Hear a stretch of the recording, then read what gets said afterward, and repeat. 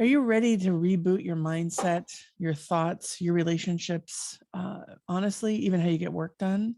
Today's episode's for you, whether you are a CEO, a board member, a frontline manager, and you're feeling overwhelmed in the world that we know it today, which is brittle, anxious, nonlinear, and incomprehensible. The only thing you can really count on is yourself, right? Regulating yourself is going to be key to showing up as your best in all of the decisions you need to make, the meetings that you're in, and the relationships that you choose to be in.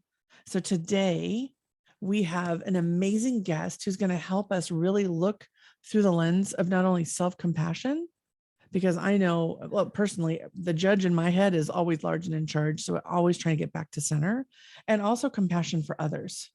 And through the lens of well-being, especially in cybersecurity. Rachelle Niemann is here today, and I'm so glad you're here, Rachelle.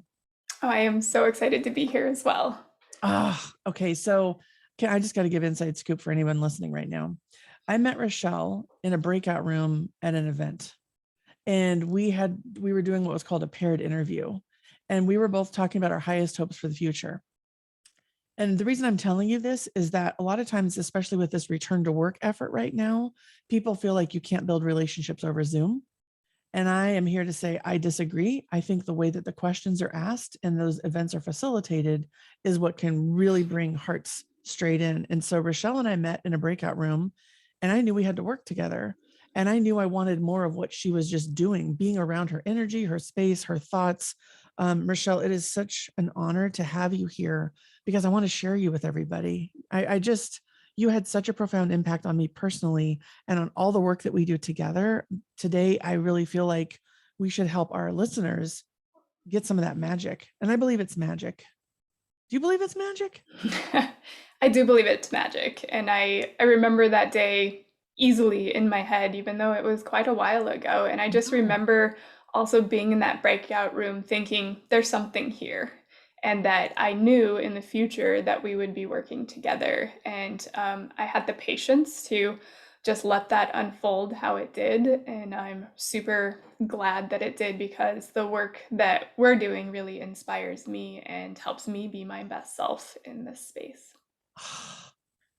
Okay, so I just want, when you're listening and thinking about it today, you all have spidey sense. Like one of the things we have to really work on as leaders is developing our intuition, following our gut instinct, really paying attention to when we get the goosebumps or this knowing, right? For me, I knew how I felt when I was around you, Rachelle. I was like, I feel really seen.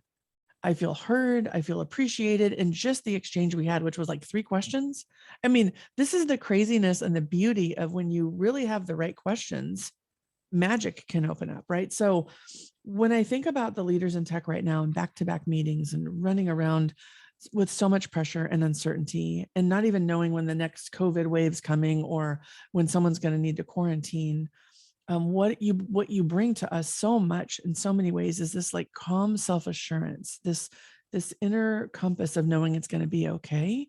And I'm wondering if I might just ask you to share, how is that possible for you? Like, what is your practice to show up for meetings, to support large events, to design amazing programs, which is you do all of that with us, and on your own too. But what's your process to get grounded in yourself first?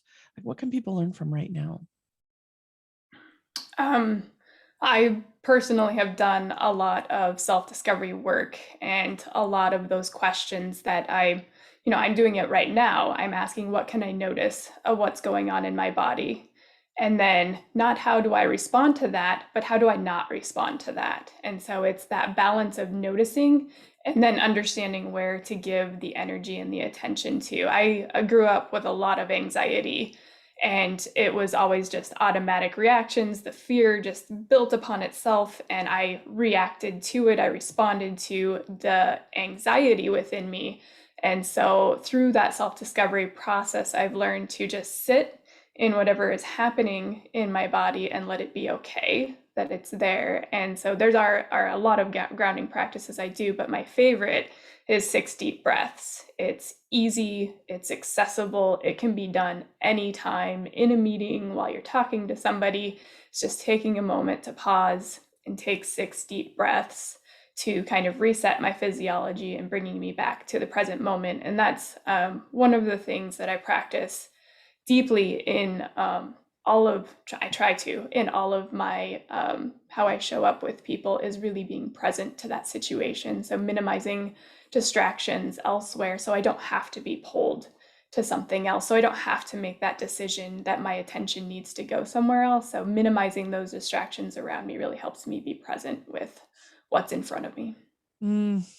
Okay, so I really want to unpack that for a second, because I'm sure many people listening, our clients, they're already used to seeing you because we do a lot of work together, right? Mm-hmm. And we do the introductions about how we leverage our strengths, and you help basically make sure that all the experiences are awesome. And that's very high pressure and ever changing and very rapid. And so even the 6 deep breaths you're talking about, I'm super curious because I don't always see you do them. And I'm thinking to myself in meetings sometimes, I might get away with 3 breaths, at least back in my days in corporate, right? Even now, honestly, even in relationship with my husband, too many breaths almost signals I'm stressed out and you're overwhelming me. And then people take it personally. I don't know if you've ever found that, but I'm not even always noticing you doing these breaths, but you were always so calm. So is there, for the people listening that are like, oh my gosh, if I even breathe, people are going to think I'm already like triggered and I don't want them to see it or know it or be it. I think it's really important to just invite people into what is possible. And I have a feeling you have I don't know this. I mean, I'm literally just speaking from my heart. Do you have a secret way of like doing these breaths so that it's not so publicly seen?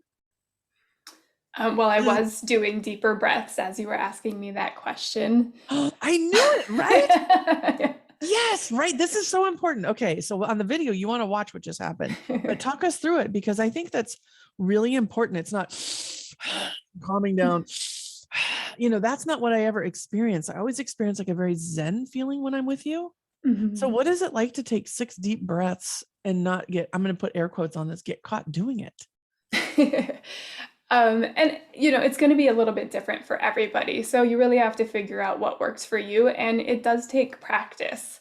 Like a lot of times we can start focusing on our breathing and then we're not listening anymore to what's going on. So there is a practice of letting it become automatic. And it's just, I'm giving just enough attention to my breathing that it's a little bit deeper while I'm able to still focus on what's being presented in front of me. And so that I think has taken a lot of practice to get to, but it's also discovering what works for you and then like staying diligent to that. And maybe you only get in a couple of breaths and maybe that was enough, and that's okay too.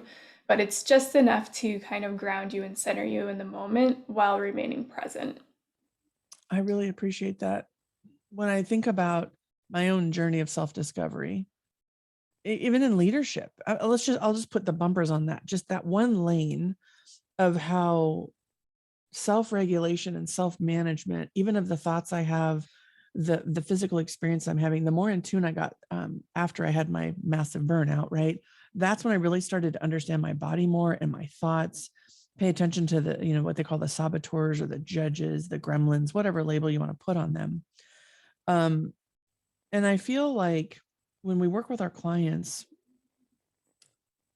one of the greatest gifts we give them is presencing that that's normal. Do you know, like the work Mhm. that I've done with you, with our clients, the work that I see you do on your own in your own business too. There's such a gift in just presencing that you're not alone. Like you shared, I've lived with anxiety most of my life, right? I talk about my burnout situation and what that's like. And I feel like there's a huge gift in normalizing this process.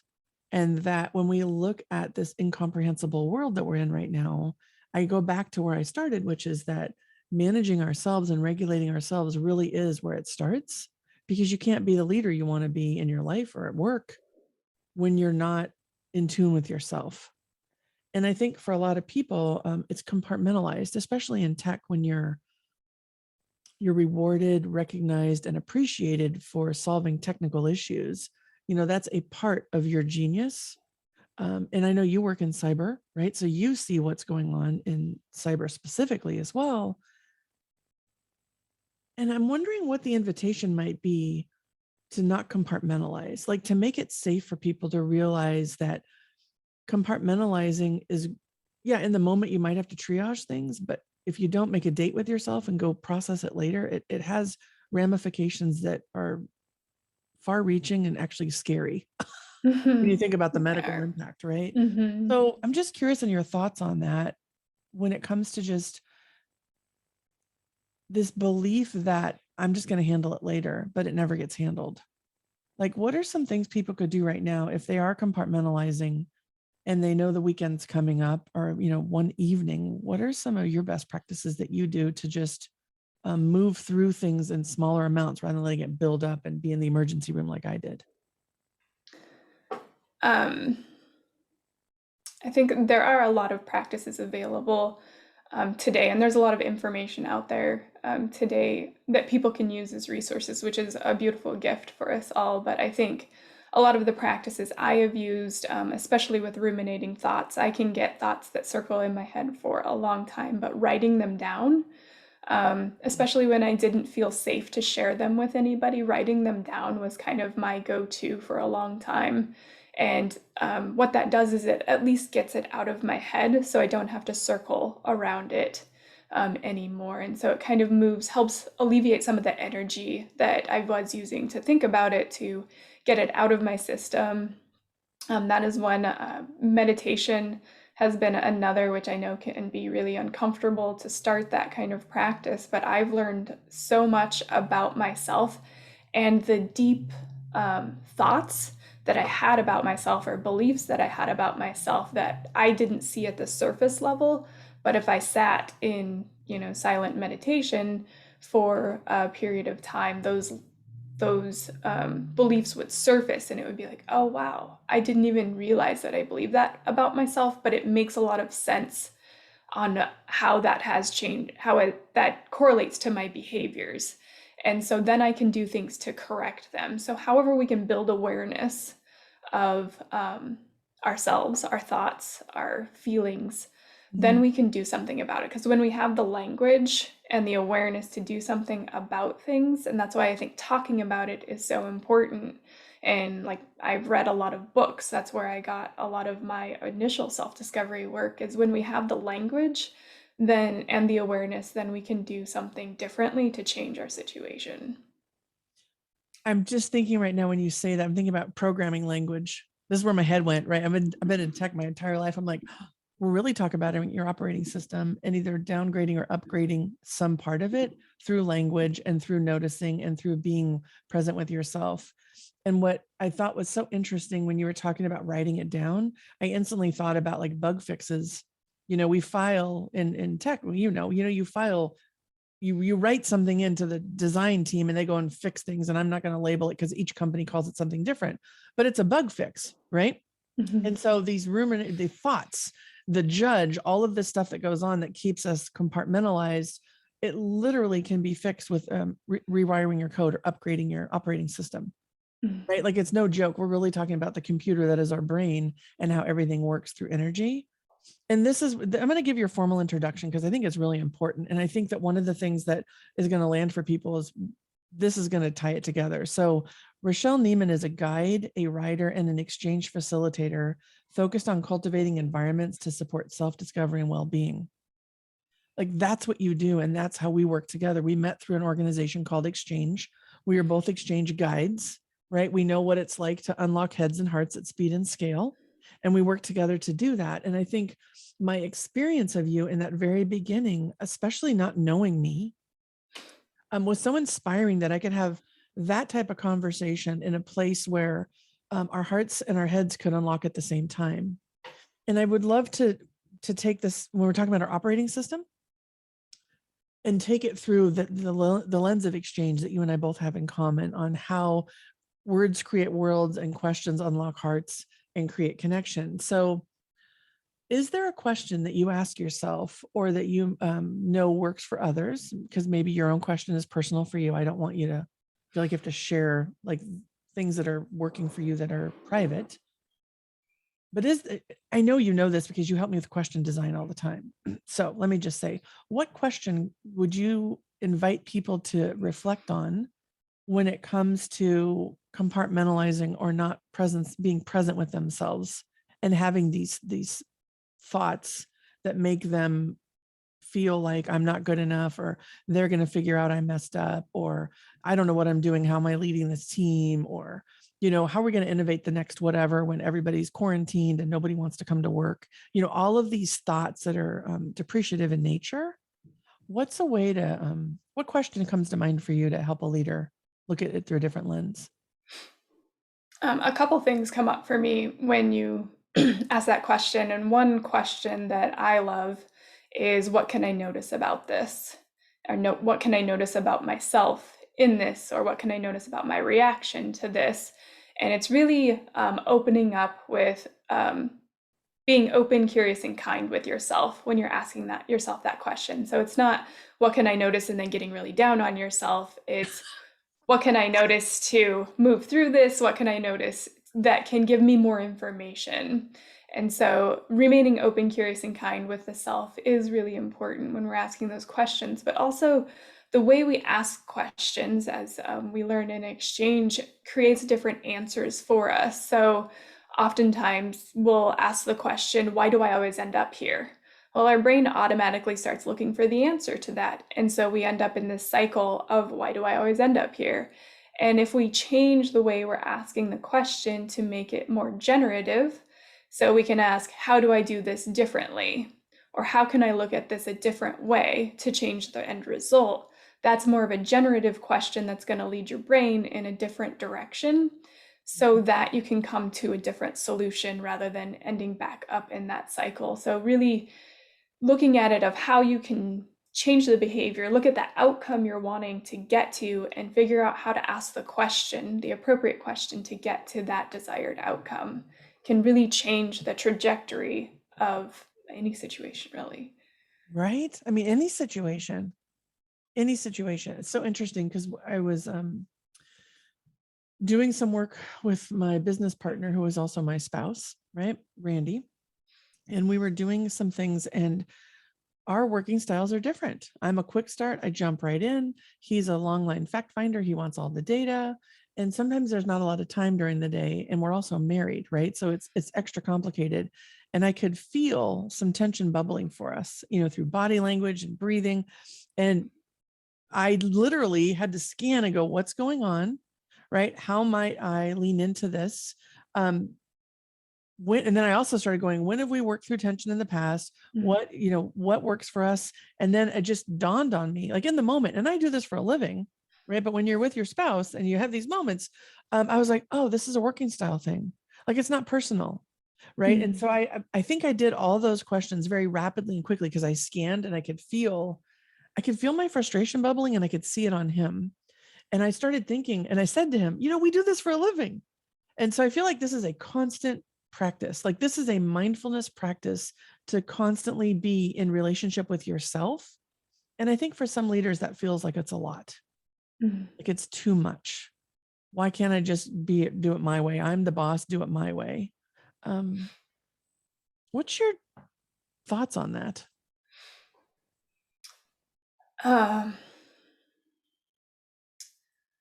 When I think about like the style of asking ourselves questions and really leaning into the idea of asking questions with open, curious, and kindness, it's a way of being for me. And so it's not something I just do in my work. It's something I practice deeply every single day, and it's a part of me. And so if we can reframe the idea of self-discovery as, this is just another thing I have to do, it's really like creating an invitation for ourselves of, how do I step into who I want to be? Or how do I step into the person I want to show up as in this moment? And how do I create the environment or the energy that will allow for that?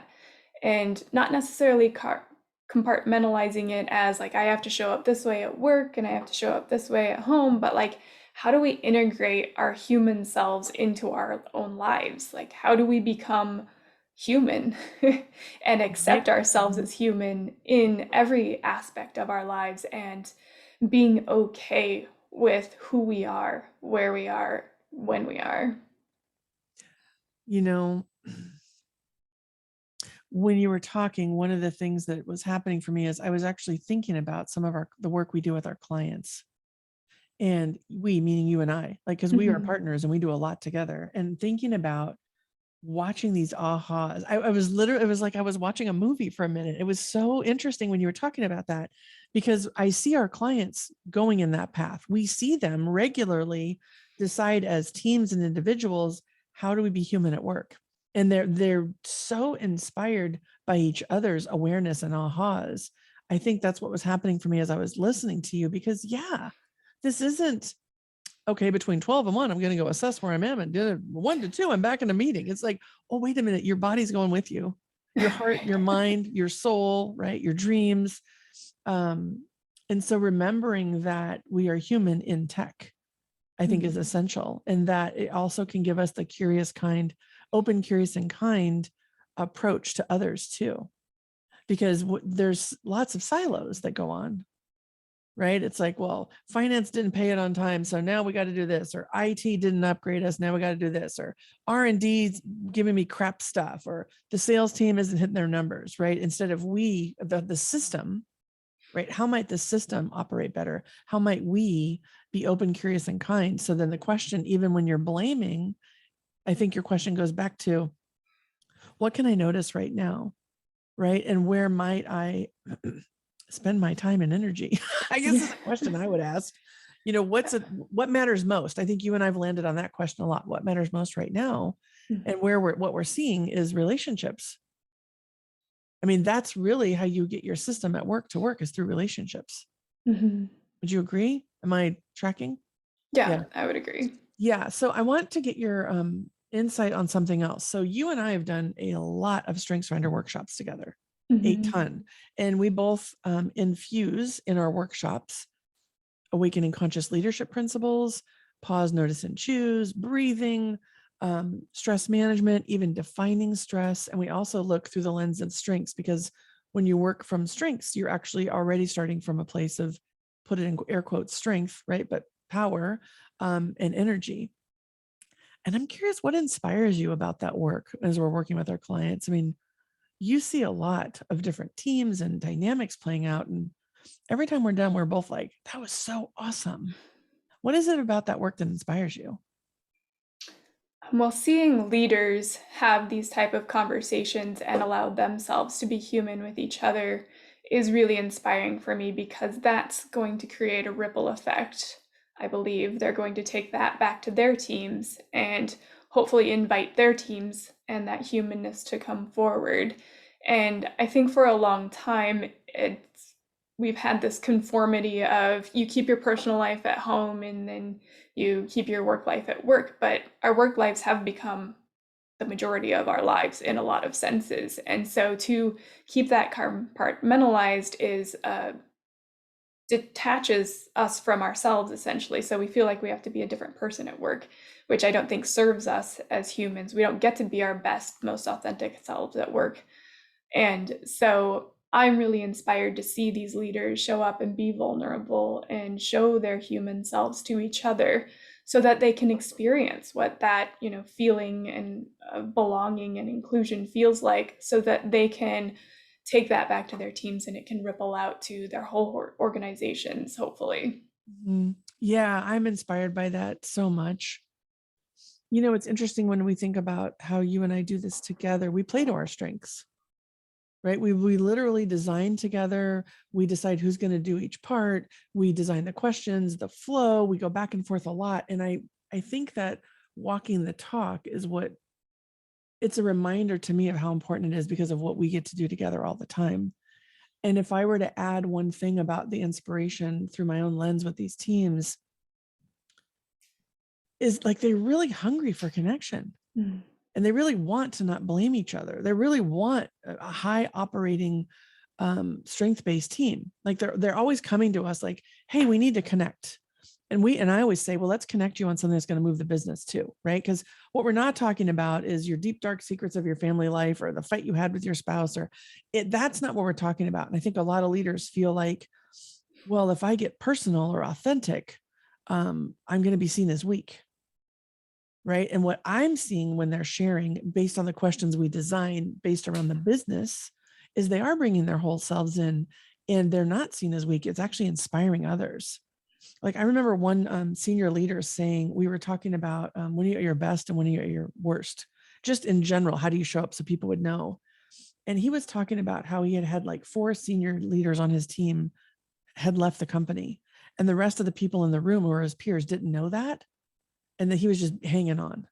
And they were all like, oh my God, if I had known, I would have leaned in or not asked for this or could have helped you. And in that moment, it was like everyone rising, because the leader was vulnerable enough and confident enough in this team to say, yeah, I'm drowning. And all of them go, if I had known, right? And it was that, I think, stands out for me on a level I don't even know how to articulate, because most of the time we want to act like we got it together. No matter what, we'll figure it out. Nights and weekends, we'll change the time we're sending emails so people can't tell it's really midnight. Mm-hmm. And all of a sudden you're superhuman. And then people expect that, but it's not even real. And this leader was like, yeah, it's not working. And I got my number one priority is to fill these recs so we can really sustain and thrive. Mm-hmm. I just wanted to presence that. Do you remember that moment? I do. Right? Yeah. Yeah. Yeah. Yeah.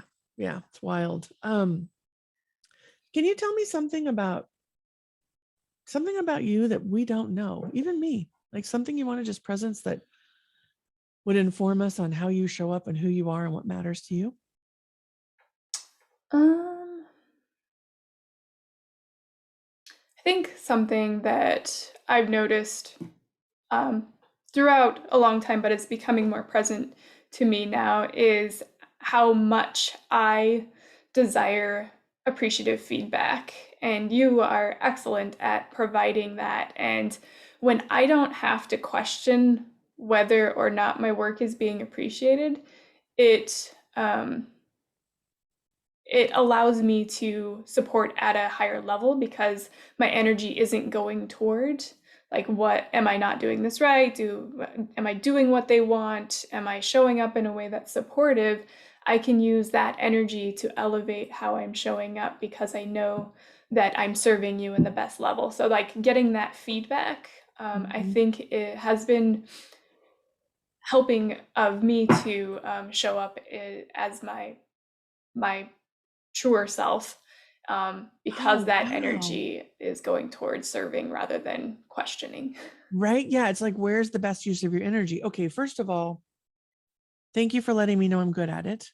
One of my love language is words of affirmation. So Mm-hmm. at work, my work love language is words of affirmation, right? The simplest thing, good job, or wow, that was amazing, or you crushed it, or you rocked it, or I'm inspired. Like all those words really matter to me. And I don't know if this is good or bad, or maybe it just is. Let me just invite that it just is. Mm-hmm. I like to do that for anybody I work with. I like to presence my appreciation, and I'm a very reflective person. And so I'm thinking about the leader right now who doesn't realize that there's someone they're working with that has that love language or that appreciation language, and how much energy they could actually unleash for the person or free up in the background programming's running. Is it good enough? Did I hit the mark? Was it okay? Da da da. Mm-hmm. So I think it's an invitation for everyone to pause and jot down someone who you either work with or love that did something amazing that you haven't presenced your appreciation for, and just make a note and do that. Like, I think there's an invitation there in what you just shared, Mm-hmm. because your example is, it's very profound to me when I think about the energy. Do you want it spiraling down and spinning down of what if or what could, or is that good enough, versus, hey, this was amazing, and sometimes we've had hiccups and I'll be like, hey, guess what? That part doesn't matter. This does. Mm-hmm. Right. I mean, the other day you and I had a situation and I was like, yep, Bonnie world, brittle, anxious, nonlinear, and incomprehensible, because that just happened. Right.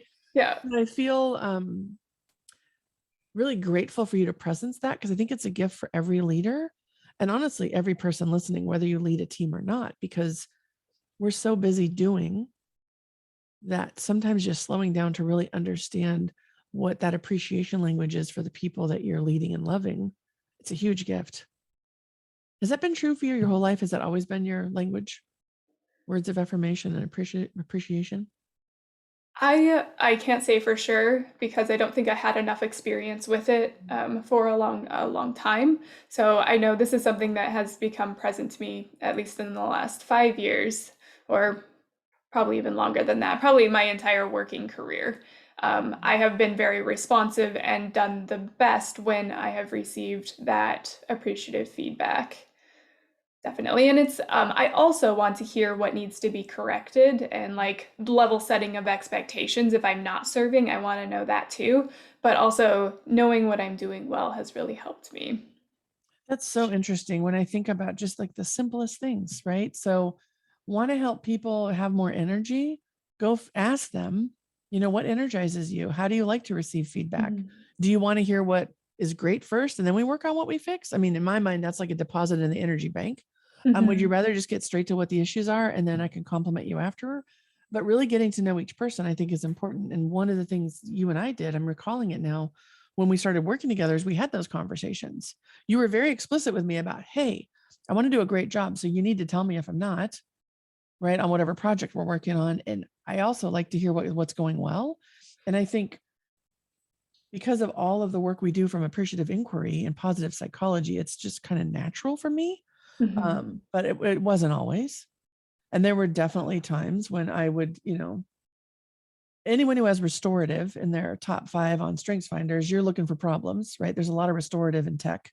Mhm. And so reminding the restorative in you to also find the appreciation or the positivity, you can balance that. And I'm also thinking about how many people in tech have that high responsibility, right? They take psychological ownership, which is what I'm hearing you talk about, which is like, I own whatever is mine and I will see it through. But just because you have responsibility doesn't mean it's not nice to hear what you did great. Yeah, I for think sure. that's a great And reminder. yeah. And even when we're not used to sharing appreciation, it can be uncomfortable at first. But the more that we share it, the more that we practice it, it becomes a lot easier through the process. Mhm. Yeah. It's interesting. I think about, everything that RLD group does, whether it's a webinar, a one-on-one coaching, a large scale engagement where we're doing multiple things inside orgs, like system change. We always make sure to build in gratitude and appreciation into every cycle. And I find that when I talk about it, whenever I'm facilitating, I'll just speak to my own experience. It's almost like I have to tell people why it's important. So I feel like they'll really do it. Right. Like, hey, the reason we're asking you, so we'll do like, we do the paired interviews or the small groups and we'll say, share your thoughts. And then the other people express gratitude or appreciation for what was shared. And then I say something like, the reason that matters is someone just was bold enough and courageous enough to share things. And that's helping them be seen, heard, and feel valued. Right. And that's really the basis of inclusion. And so I like do these things. Right. And they're like, oh, really, like, fascinating. Then they go and do it. And then we ask them, how did that feel? And everyone's like, that felt great. Like, I didn't know I could connect so fast. Mhm. So I think there's a superpower, like a super energizer, a gift in appreciation and gratitude. And I just thought I'd present Absolutely. that with what you're saying, because I think that's a really important message. So when you're doing work with your clients and you're helping them even do this for themselves, because I think it goes back to kindness, openness, and curiosity. Is there an invitation for the listener right now about appreciation or gratitude for themselves? You always help me with this one. I think sharing it with ourselves is most important. Number one, we should always be grateful to ourselves and share that consciously with ourselves, which can be challenging. Especially, I had a really nasty inner critic for a long time, and I didn't even recognize a lot of the things that my inner critic was saying to me.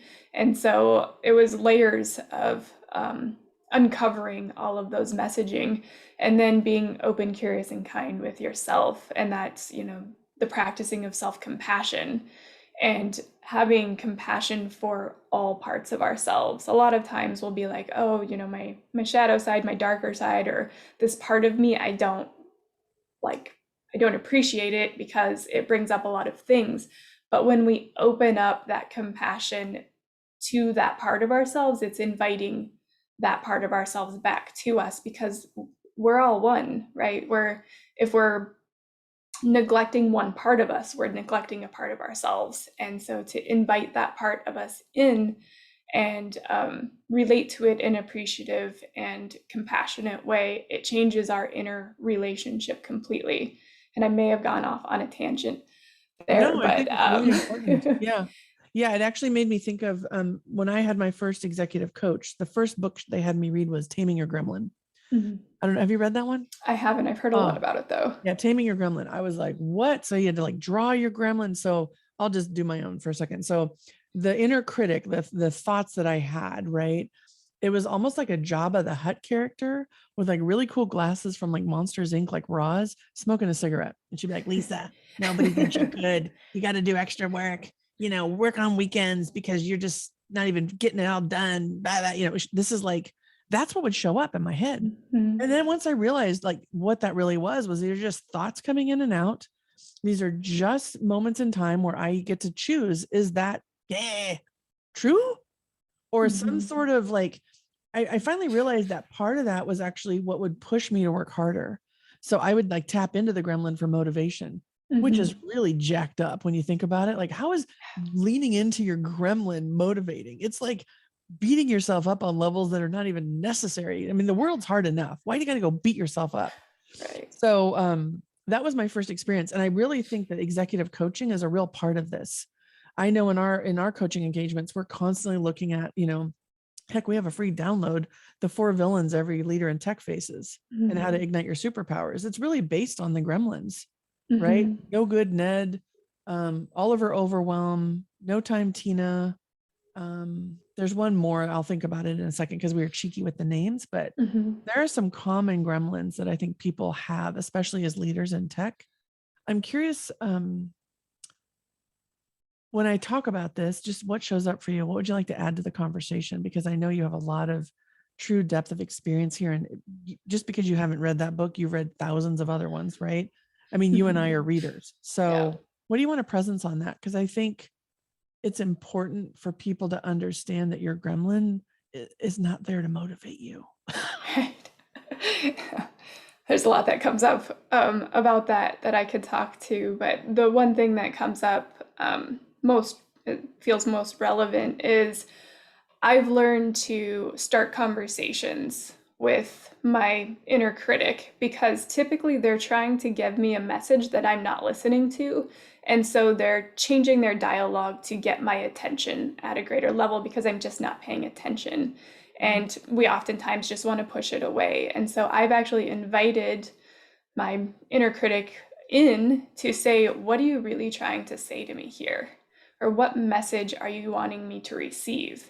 And what I've learned is those inner critics, those gremlins, are really trying to protect me in some way. And being able to address those protective levels in a different way and opening up conversation with those inner dialogues has allowed me to surface a lot of the really deep things that are going on within me that I'm just not allowing the space to recognize. And so when I open up, I get to bring forth more awareness so that I can do things differently and have different dialogue with that part of myself, or do something different to change how I interact with that protective measure, essentially. Okay, I got to double click on this so much. I'm going to plant a seed, and then I'm probably going to go on a soapbox for a second. One of the questions I'm going to have for you is about practical things people can do to manage the overwhelm, because you're a master at that. But I have to go here first because of what you just said, like viewing the gremlin as a protector, or your inner critic or your saboteur. Like, what are they trying to tell you?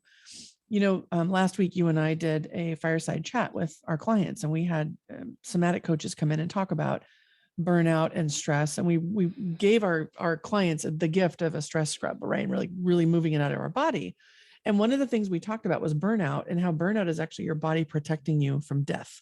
Like, I'm still like, burnout is protecting you from death, because I was in the hospital, did the whole thing. And I'm like, I just thought it meant I was broken right back in the day. And I've evolved and I've learned a lot, and that it really is like the protective measure. It's like the animal that plays dead on the road so you don't kill it. Like everything, your whole system shut down. Yeah. But I've never thought about the gremlin through this lens, or the saboteur or the inner critic as a protective. I always just felt it was just there to like belittle or make you feel like shit or motivate. Right. So this is so interesting to me. I think I have my own journey, my next evolution of my journey, just in what you're saying. So I just wanted to presence my appreciation that perhaps there's more to the saboteurs, gremlins, and critics that we can lean into and look at. And so while I could name it and draw it and articulate even how it sounded, I never really asked it like, why are you here? I just wanted it to like shut the F up and go away. For sure. Right. So like, oh, interesting. So I'm going to go do that homework. I have more to say on that. But I'd like to get really practical with people right now, because one of the things I know is you're a master at managing your workload, your input, your output. You are phenomenal. And one of the things that I'm always curious about is like, what are your secret apps or processes or questions? What's in your toolkit for you to be so productive in this crazy world we're in? We already know you're scanning yourself and your presence with yourself, but what are some outside of your body things that you're using to help you stay productive? This is a great question. A lot of it comes down to self-care. And for me, at least, in something I've experienced with a lot of people I worked with, is self-care feels like an over there thing that I can do later. Like I'll spend an hour on self-care after I'm done with this thing right now. And so I have tried to make self-care more accessible and do it more throughout the day so that I'm not like burnt out by the evening time. And so building in self-care practices throughout my day, doing 6 deep breaths often, just getting up and stretching, getting out of my chair and filling my water, simple things like that to make sure that I sustain my energy levels throughout the day, and just making self-care much more accessible. And one of my mantras that I've been using a lot lately is there's just enough time. Because I before had go into the overwhelm of how am I going to get everything done. And so I just say to myself, there's just enough time to get everything done. And that has been a really great reframe to bring down my anxiety and help with that overwhelm, because I say there's just enough time to get everything done. And that helps me from being caught in the overwhelm to move into the next thing. And then sometimes I will be overwhelmed with all the things that I'm not sure what thing to do next.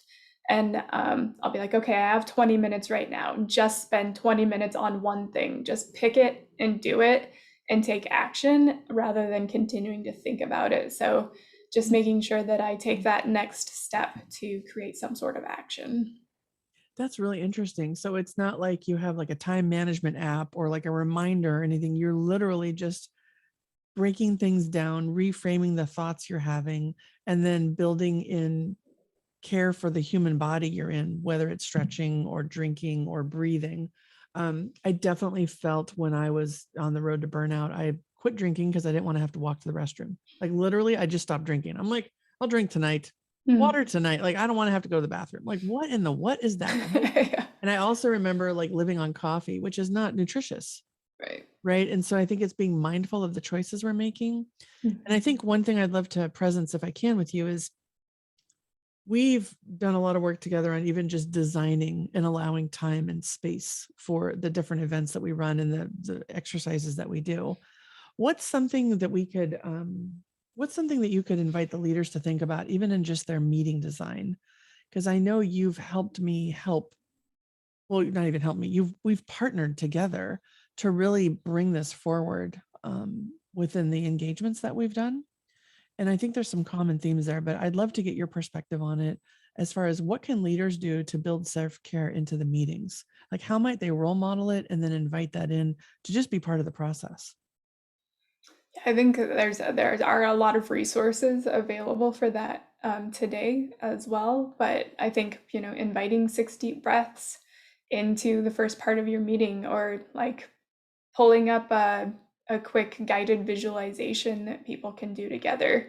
And it might be uncomfortable the first couple of times, but you can have a conversation right after it and invite people to talk about how they feel after they take those few minutes to just pause and center and ground in that moment, as well as sharing appreciation. So, like when the meeting is going to adjourn, make sure that 3 people say something they appreciated about another person in that meeting, inviting appreciation into meetings.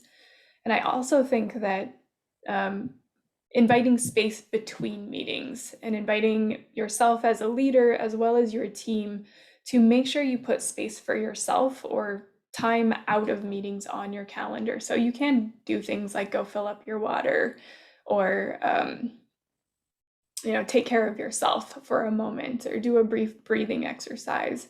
But I think mindfulness is a huge thing that we can invite into meetings, of just taking 2 minutes to let everybody sit in silence or write down some thoughts or do what they need to do for 2 minutes before the meeting starts, and maybe even at the end of the meeting so they can capture notes or whatever they need to before they move on to their next thing. But just allowing time to be present, I think, is such a gift for people today.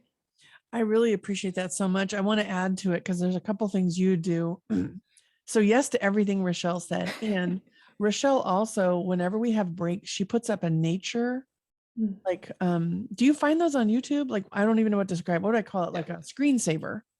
Yeah, there's a lot of YouTube videos that have music and nature videos. Yes. So I think that this is one thing that's people can tap into right now. It's music and videos. And what I mean by that is, like, let's just imagine the next team meeting you have a song playing that raises the energy. You've got nature background, right? And then you just invite everybody, hey, we've been really busy. Let's just take 2 minutes to breathe. Right. I mean, that alone, I think, changes everything. Because whenever we run a session and we do that, people are like, that felt good. Right. That felt really, really good. And then the second thing I was thinking about that you and I do all the time too is we specifically ask for the appreciation. So I think in the meeting itself, like building in, there's like a block there for appreciation. My daughter's school does AAA, appreciate, acknowledge, and apologize. So every person does 1A and they go around the room. So every Friday I'm like, what kind of A did you get this time? Right. And she's like, well, I apologize to so-and-so and so-and-so appreciated. Right. So I feel like you could build that into your meeting itself. And that actually will give you the time back. Or if you're going to end at the time, end with that. Get your notes, action items, and then go into AAA or whatever you want to be able to presence and bring forward appreciation. And as the leader, go first. Right? That's one thing we see all the time. When the leader goes first, people follow. I love this so much, Rachelle. So I want to talk about music for a second, because I think, well, I know from a neuroscience standpoint, the effects of music on our self-care, right? On our well-being, on our stress levels. And you're so good at picking songs. I know this is going to be such a hard question for you. It is so hard. I'm sure you're like, really? Give me a playlist. But I'd love to put your song into our playlist that is two-pronged. It's either to raise your vibe, or it's to actually help you be in a reflective state to actually think and get present with yourself. So whatever song comes to mind, I'd love to add. What's your go-to song today? Because we know tomorrow it'll be different. Yeah. To raise my energy and to put me in a better mood, I love Good as Hell by Lizzo. It's one of my favorites. And I would say for reflective, anything by DJ Taz. Taz? DJ Taz. Okay. Or anything by Rob Ricardo, I love as well. So tell me, Good as Hell, why does that one work for you? What is it about it? It's the beat. You can sing along, you can dance. I love to dance. And so to get up and to dance to that song, and it's just like an elevating song for me. Let's put your hands up. Yeah. Feeling good as hell. Like, that's the part I know. Yeah. I already feel better doing it. Right? I mean, that's the beauty of it. Sometimes you just think about the song and it's awesome. Right? Okay. And then DJ Taz and Rob Ricardo. Okay. And what is it about them? Rob Ricardo is a lot of like aspirational messages. He has a song called Let It Breathe that like really helps you deep breathe during the song. And they're very like calm and uplifting songs. And I just wanted to make sure I got that. So it's DJ Taj Rashid, Rashid. Awesome. Yep. He has beautiful instrumental reflective music. So we just gave them a meeting design the music to go with it. You can find any nature you want on YouTube. And if you as the leader are too busy to do this, delegate it. Someone's going to love this activity, right? Have them find it, pick the song, set the tone. You can rotate this on your team. The next meeting, someone else does it. But imagine what's possible when you bring in all the senses into your meetings. I mean, I love this, Rachelle. So good as hell. DJ Taz Rashid and Rob Ricardo are going on the list. I love that you had 3 so people can leverage them. So listen, I know people know how to find you with RLD Group because we do so much together, but you also have your own business too. And I want to make sure we really let people know how to find you through your own lane. So what's the best way for people to get in touch with you? Probably through my website. It's just RachelleNiemann.com. Okay. And if you could ask one question of the listener today, an invitation, as we're wrapping this up now, we've talked about a lot. So I'm going to give you a second to really process, right? We've talked about being mindful all day, integrating your humanness into work, really looking at different ways you can be centered, how to calm the critic in your head, what the critic might be actually saying to you, how to design your meetings for more engagement and connection, the power of questions. Like we've gone really deep on so many levels. What's based on all that informing your own intuitive knowledge right now? Like, what's the question or the double dog dare you want to give the audience today?